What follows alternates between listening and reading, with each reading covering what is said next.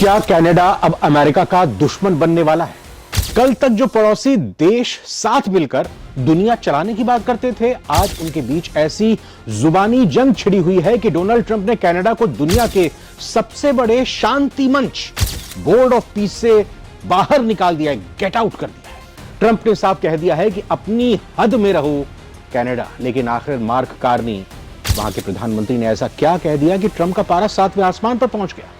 आज के इस वीडियो में हम डिकोड करेंगे सुप्रीम झटके की पूरी कहानी और जानेंगे कि क्या वाकई अमेरिका का दबदबा अब खत्म होने वाला है, जहां सारा जमाना उसका दुश्मन बन बैठा है। नमस्कार, आप नवभारत टाइम्स देख रहे हैं, मैं रविंद्र सिंह आपके साथ। डोनाल्ड ट्रंप ने एक बार फिर दुनिया को दिखा दिया कि अगर कोई देश या नेता अमेरिका की बादशाहत पर सवाल उठाएगा तो उसे कीमत चुकानी पड़ेगी।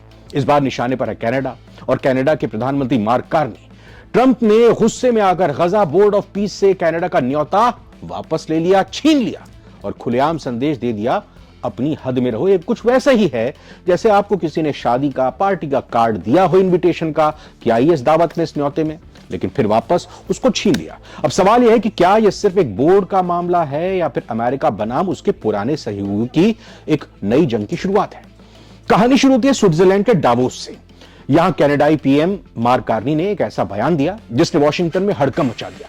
कार्नी ने कहा, अमेरिकी दबदबे वाली दुनिया अब खत्म हो चुकी है।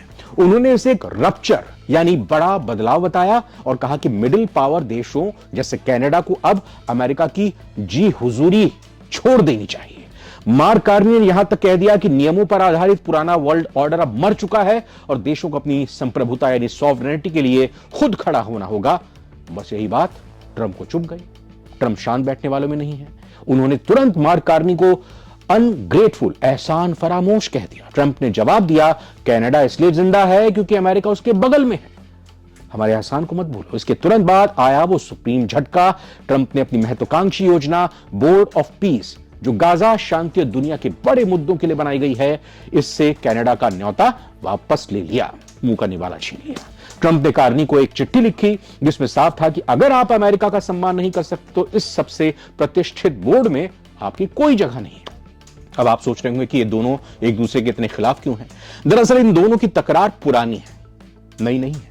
जब ट्रंप ने कहा था कि कनाडा के अमेरिका का 51वां राज्य बन जाना चाहिए, तब कार्नी ने कड़ा जवाब दिया था। कहा था कि कनाडा बिकाऊ नहीं है। ऊपर से ट्रंप के इस बोर्ड ऑफ पीस की मेंबरशिप फीस $1 बिलियन यानी करीब भारतीय रुपए में 83,000 करोड़ है। कार्नी ने इस फीस पर भी सवाल उठाए थे।